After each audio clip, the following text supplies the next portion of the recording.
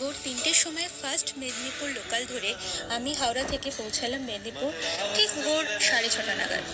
এবং মেদিনীপুর স্টেশনে নেমে সেখান থেকে আমার অন্যান্য যাত্রীদের সাথে এই সুমো গাড়িতে করে আমরা রওনা হলাম প্রয়াগরাজের উদ্দেশ্যে। তার আগে একটু মুড়ি ঘুগনি ব্রেকফাস্ট করে নিলাম শালবনির পথে, এবং সেখান থেকে পুরুলিয়া বর্ধমান এই রুট ধরে আমরা অনেক এক্সাইটমেন্ট, এক্সপেকটেশন এবং ছবি তুলতে তুলতে হইহুল্লোড় মজা করতে করতে গাড়িতে করে রাঁচি, বেনারস এই টোটাল রুট ধরে সারা রাত জার্নি করে পৌঁছালাম মহাকুম্ভ। দিনটা ছিল 31 জানুয়ারি, যেদিন আমরা সারাদিন ট্রাভেল করি, এবং তার পরের দিন অর্থাৎ 1 ফেব্রুয়ারি আমরা পৌঁছাই প্রয়াগরাজের কাছে আন্ডোয়া রোডে, যেখানকার এসকেডি পাবলিক স্কুলে আমরা একটি ডরমেটরিতে স্টে বুকিং করি, এবং সেখানে আমরা পৌঁছাই 1 ফেব্রুয়ারি দুপুরবেলা। এই যে দুটো গাড়ি দেখা যাচ্ছে, এই দুটো গাড়িতে করেই আমরা টোটাল 9 জন পুণ্যার্থী এসে পৌঁছাই, এবং হালকা লাঞ্চ করে আমরা বাসে করে যাই শাস্ত্রী পুলের দিকে।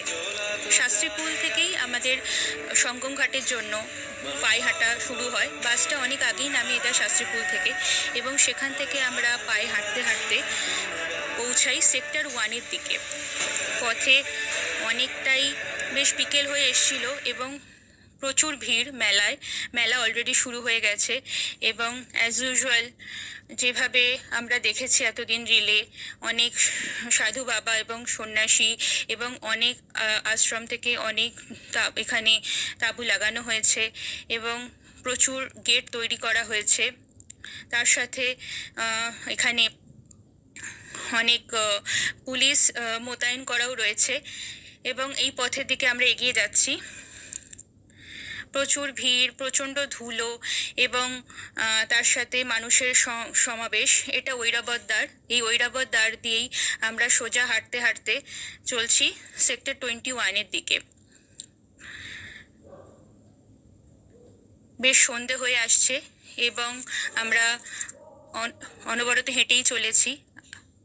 এবং এখানে যথেষ্ট পুলিশ মোতায়েন আছে, সো সেফটি নিয়ে কোনো ইস্যু নেই। পাশেই পিএসের জন্য এখানে টেন্ট করা হয়েছে, এবং আমরা আমাদের গন্তব্যস্থল অর্থাৎ শনিবার 1 ফেব্রুয়ারি স্নানযাত্রার জন্য এগিয়ে চলেছি বাকি পুণ্যার্থীর মতো। আপনারা দেখতে পাচ্ছেন প্রচুর লাইট এবং প্রচুর লাইটিং এবং প্রচুর মানুষ। দূর দূর অবধি মানে দেখে শেষ করা যাচ্ছে না, এতটাই ভিড়, এতটাই বড় এরিয়া জুড়ে টোটাল মেলাটা তৈরি হয়েছে। আমরা অলমোস্ট ঘাটের কাছাকাছি পৌঁছে গেছি, এবং এইখানেই ঘাটে আমরা স্নান করব। বেশ সন্ধে হয়ে এসছে, এবং এখানে আমরা স্নান করার জন্য এসে পৌঁছেছি। এখানে বোট সেদিনকে বন্ধ ছিল কোনো একটা পার্টিকুলার কারণের জন্য। সেদিনকে অনেক ইন্টারন্যাশনাল ডেলিগেটসরাও এসেছিল, যেরকম আমি শুনছিলাম আশেপাশ থেকে। তাই বোট বন্ধ ছিল, তাই ওখানে বোটে করে আমরা যেতে পারিনি। তাই ওই সঙ্গম ঘাটে এসেই আমি স্নান করতে শুরু করলাম, এবং স্নান করার পর বেশ সন্ধ্যা হয়ে এসছে। জল প্রচণ্ড ঠান্ডা, but still I was excited. এবং প্রথমবার এরকম একটা এক্সপিরিয়েন্স, মানে যেটা লাইফ টাইম এক্সপিরিয়েন্স এবং কোনোদিনই ভুলবো না, সেই এক্সপিরিয়েন্সটা গ্যাদার করলাম এবং পুণ্য স্নান করলাম। যেভাবে আমাদের শাস্ত্রে উল্লেখ আছে 9 বার ডুব দিয়ে এবং নিজের পিতৃ এবং কুলদেবতা এবং আমার পূর্বপুরুষদের স্মরণ করে যেইভাবে পুণ্য স্নান করার গাইডেন্স দেওয়া রয়েছে, ঠিক সেভাবেই পুণ্য স্নান করার চেষ্টা করেছি। এবং তারপরে আমি একটু পুজো করে আমার পুণ্য স্নানটা সম্পন্ন করার চেষ্টা করছি।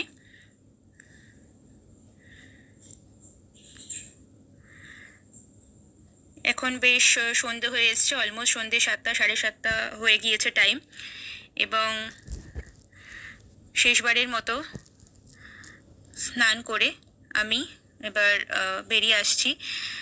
প্রচণ্ডই ঠান্ডা, কিন্তু অদ্ভুত ব্যাপার, স্নান করার পর আর কোনো ঠান্ডাই লাগছিল না। যত ঠান্ডা, যত ক্লান্তি, যত টায়ার্ডনেস সমস্ত কিছুটাই দূর হয়ে গেছিলো এই পুণ্য স্নানের পর। বিন্দুমাত্র আর ঠান্ডা ফিল হচ্ছিল না। সেটা ভীষণই একটা অদ্ভুত এক্সপিরিয়েন্স। এবং এই স্নান করার পর সন্ধেবেলা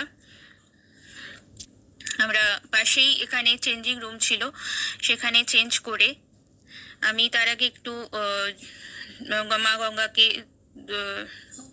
দুধের অর্ঘ্য দান করছিলাম, এবং এটা করেই আমি আমার পুণ্য স্নানের পর পুজো সম্পন্ন করি। এবং তারপরে চেঞ্জ করে এখানে প্রচুর লেডিসদের জন্য চেঞ্জিং রুম এবং মেন্সদের জন্য চেঞ্জিং জায়গা রয়েছে, সো কোনো অসুবিধাই নেই। এবং চেঞ্জ করে আমরা এবার গেছিলাম সোজা ডিজিটাল কুম্ভের দিকে। সেটা নেক্সট ব্লগে আমি কভার করব।